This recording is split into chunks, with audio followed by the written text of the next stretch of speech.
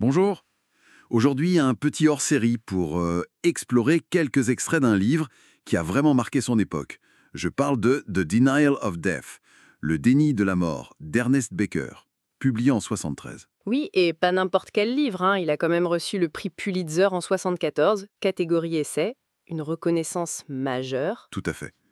Et notre but là, c'est d'aller un peu au-delà des critiques élogieuses, même si elles sont importantes, pour vraiment essayer de saisir l'idée centrale.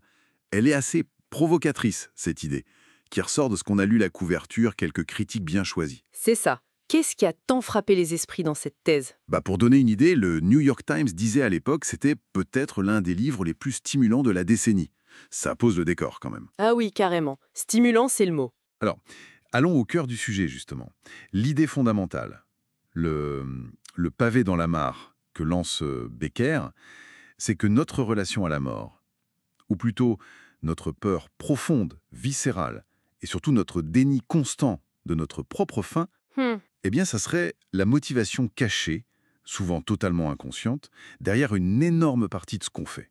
Nos actions, nos ambitions, même nos cultures. Pas juste une angoisse perso, mais un vrai moteur collectif. Exactement. Et c'est ça, je pense, qui explique pourquoi quelqu'un comme Elisabeth Kubler-Ross, elle-même une pionnière dans l'étude de la fin de vie, parle d'une synthèse brillante et désespérément nécessaire. Désespérément nécessaire, pourquoi ce mot? Becker suggère que cette conscience qu'on a, mais qu'on supporte mal, de notre mortalité, notre fragilité, et peut-être de notre insignifiance à l'échelle cosmique, ça nous pousse en fait à ériger des sortes de remparts psychologiques.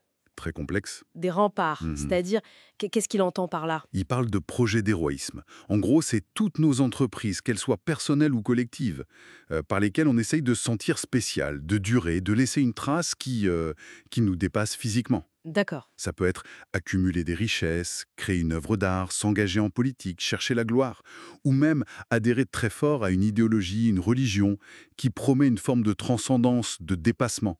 Ce sont nos tentatives, souvent sans qu'on s'en rende compte, pour affirmer notre valeur face au néant, quoi. Donc, si je te suis bien, nos plus grandes réussites, mais aussi peut-être nos pires conflits, ça pourrait être au moins en partie des manières très sophistiquées de crier «j'existe et j'ai de la valeur» face à l'idée de disparaître. C'est une des implications fortes, oui, tout à fait. Et c'est cette perspective-là qui rend son travail si électrisant, si révolutionnaire, pour reprendre les mots du New York Times Book Review. Ça force un peu à réexaminer nos motivations sous un angle beaucoup plus existentiel. Hmm.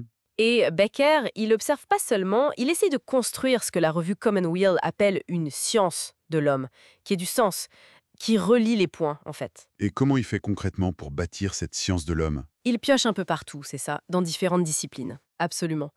Ernest Becker, à la base, c'était un anthropologue culturel. Mais il s'est pas du tout limité à ça.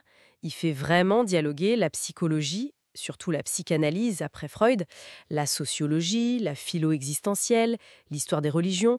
Sa grande force, et c'est Kubler-Ross qui le dit bien, c'est de rassembler ce que d'autres ont mis en pièces. Il connecte la psyché individuelle, nos angoisses perso, avec les grandes constructions culturelles. Pour lui, ces cultures sont des systèmes de symboles qu'on partage collectivement, cette angoisse de mort. Il y a une dimension assez poignante aussi, non? Le fait qu'il ait reçu le Pulitzer à titre posthume, ou alors juste avant sa propre mort en 1974. C'est un peu comme si sa vie et son œuvre se rejoignaient autour de cette question ultime, la mortalité. C'est très juste, oui. Ça ajoute une couche euh, émouvante presque à sa réflexion. Il ne faisait pas que théoriser sur la mort, il la vivait au moment où il finalisait son œuvre majeure. Et cette urgence, je trouve, elle se ressent dans le livre. Il essaye vraiment de nous donner des clés pour comprendre pourquoi on agit comme on agit, pourquoi nos sociétés fonctionnent comme elles fonctionnent, en mettant ce déni fondamental au centre du puzzle humain. Mais est-ce que cette idée, même si elle est puissante, elle risque pas de tout simplifier un peu? Le côté tout s'explique par la peur de la mort. C'est une critique qu'on peut entendre, bien sûr. C'est légitime de se poser la question.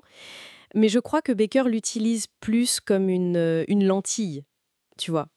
Un prisme pour éclairer différents phénomènes, pas forcément comme la cause unique et absolue de tout. D'accord. Comprendre le rôle de ce déni de la mort, ça peut nous aider à décrypter par exemple la course au statut social, le besoin d'appartenir à des groupes très soudés, parfois la diabolisation de l'autre, celui qui menace notre système de croyance, qui nous protège de l'idée de la mort, ou même notre fascination pour les héros. C'est qu'une clé de lecture en fait, pas une serrure unique. Elle offre une perspective sur cette immortalité symbolique qu'on recherche tous d'une manière ou d'une autre. D'accord. Donc si on essaye de résumer l'essentiel de ce que nous disent ces quelques éléments, The Denial of Death nous met face à une vérité qui peut être dérangeante, c'est sûr, mais qui est potentiellement très éclairante sur la condition humaine. Notre peur de mourir, ce serait pas juste une angoisse privée dans notre coin, mais une force créatrice et destructrice majeure, qui façonne nos vies, nos sociétés. C'est tout à fait ça. Et les critiques insistent là-dessus. C'est un livre qui bouscule, qui stimule, qui pousse à réfléchir. Il donne envie de creuser en tout cas. Absolument. Et ça nous laisse peut-être avec une question fondamentale pour prolonger un peu la réflexion. Si une part si importante de nos efforts individuels et collectifs est vraiment dédiée à repousser l'idée de notre propre finitude, comment est-ce qu'on peut repérer cette dynamique dans nos vies de tous les jours, dans nos choix de carrière, nos relations, nos engagements?